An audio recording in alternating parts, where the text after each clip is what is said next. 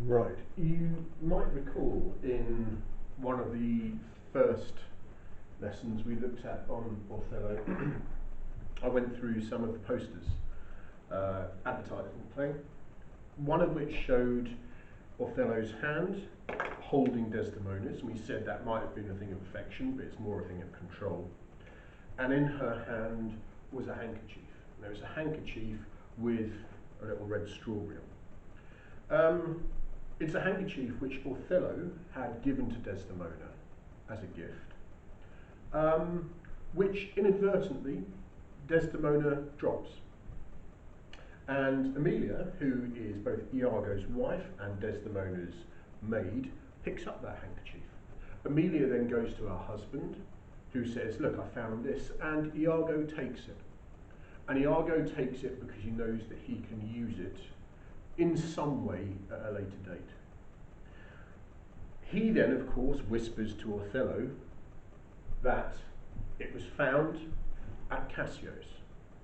And of course, what Othello does at that point, in his suspicious way, always being drip-fed mistruths and misinformation by Iago, what Othello assumes at that point is that his wife Desdemona has been with Cassio in an inappropriate way.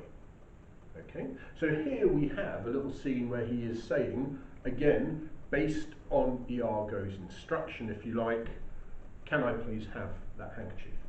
Okay.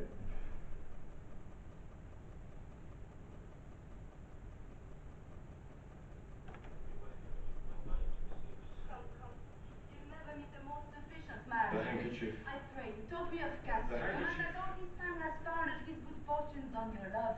The handkerchief! If it's you are to blame. Swoons! Is not this man jealous? I never saw this before. Just a year or two shows us a man. They're all but stomachs, and we all but food. They eat us hungrily, and when they're full, they belch us. Okay. And there a little extract that you can see the level of the growing level of Othello's jealousy, the anger that goes with it, and you have Iago there through the door in the background, always manipulating this situation. Now, what happens next? Obviously, Iago continues to spread the poison that he spreads. And it gets to such a terrible point that Othello, in his jealous rage, believing that he has proof of his wife's infidelity, kills his wife in a rage. And then it transpires that actually she was not seeing Cassio, and it transpires Iago's role in manipulating the whole situation. Okay, here we've got, I'll show you this final scene. I won't show you Desdemona's death, but I'll show you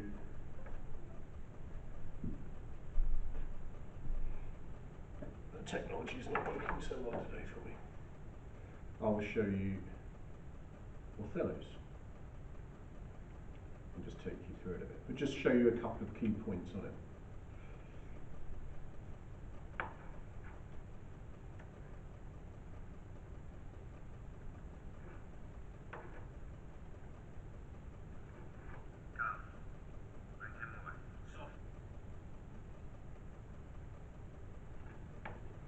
Okay.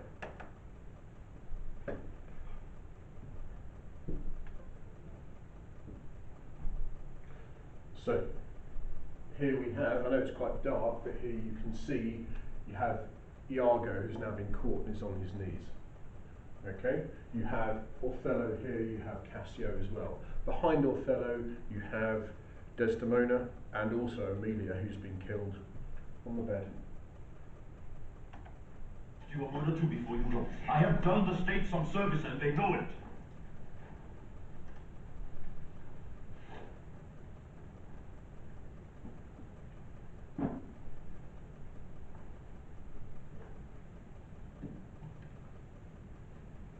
No more of that.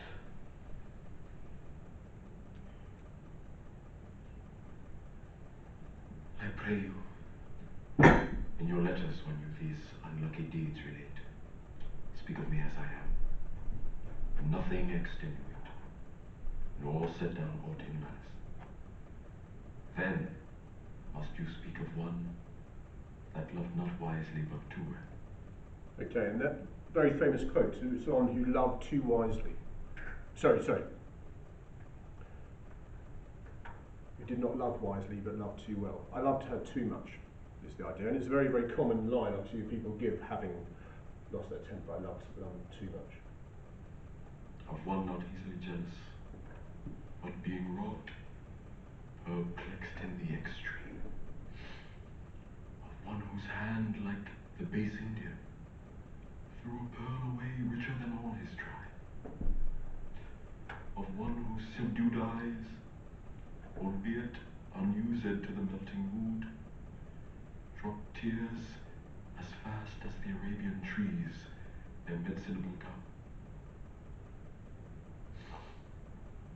Set you down this, and say besides, that in Aleppo once, where a malignant, turbaned Turk beat a Venetian and traduced the state, I took by the throat the circumcised dog and smote him thus. And that's the point where Othello takes his own life.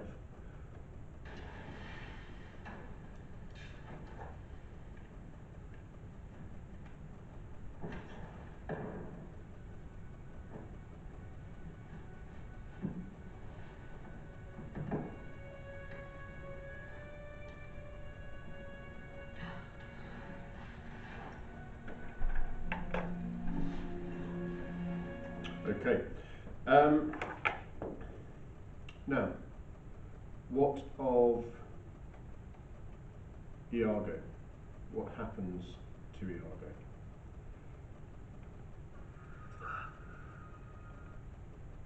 Well,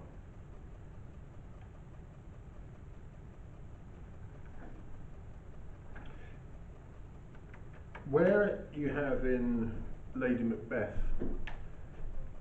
and Richard III very much the crescendo of the play, and we're left with that question: is does someone get what they deserve at the end of it? What have we got in Iago? Is he a villain because he manipulates people to do his dirty work without actually doing much of the killing himself? And that killing which he does do tends to be stabbing people in the back anyway. Is it because that he was actually a traitor to those people who trusted him most? Not just in terms of kings, but in the case of Othello, his friend. Is it because for all the things that he does to destroy other people's lives, rather than something as grand as ambition to become king in Richard III's case, or to become queen and her husband to become king in Lady Macbeth's case, which is something which is rare to us all, obviously, to a vast majority of us. So when it was actually coming, what would we do in pursuit of absolute ambition? We don't know. But what Othello is victim of at the hands of Iago is simply jealousy. Jealousy is something which is common to probably at some point every single person on earth, and yet it is the justification which Iago has for everything that he does. It cannot be justified then, even if what he really believed to be true, which wasn't true, is it justified? The key thing is here is after that event, after Othello's death, you see Iago in that particular production kneeling, and he's asked very, very clearly, why did you do what you did? And he gives no reason. simply for the enjoyment of doing it, beyond actually his own jealousy, simply for the enjoyment, that divinity of hell, that he actually got some buzz from manipulating people, and actually in his jealousy of what they had. He never had that with his own wife Amelia. In the jealousy of what other people had, he simply wanted to destroy it, to watch that jungle burn. Okay? And there can be no justification for that. And even after that, all we are left with is that he is going to be taken away. We know his guilt, and the other characters know his guilt, but he's being taken away to be tortured and to be executed. And we know that is the consequence for him. Again, is it something? And that happens very much off screen. There's no heroic death, not like in Richard III. I know that in Lady Macbeth there was this thing where she dies off screen, off stage if you like, but then there's this wonderful speech by Macbeth, her husband, after tomorrow and tomorrow and tomorrow. And there is something grand about her death. But in this one, he simply leaves the stage to be tortured and executed. And for everything that has happened, for all that he has created, all the result of it is people have died. For what? For jealousy. So it's up to you really at this stage to, based on that, to think about, well, who do you think is? I've got the table here again for you. Just let me check we are still recording.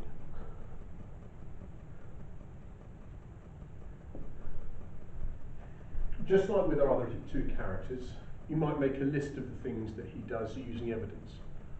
Okay? And again, you can pause it, you can go back to that previous slide I just had, and you've got the majority of the things that he does there. But finding the evidence, particularly things like enmeshing them, turn her virtue to pitch. Okay? So find goodness in people and make it bad.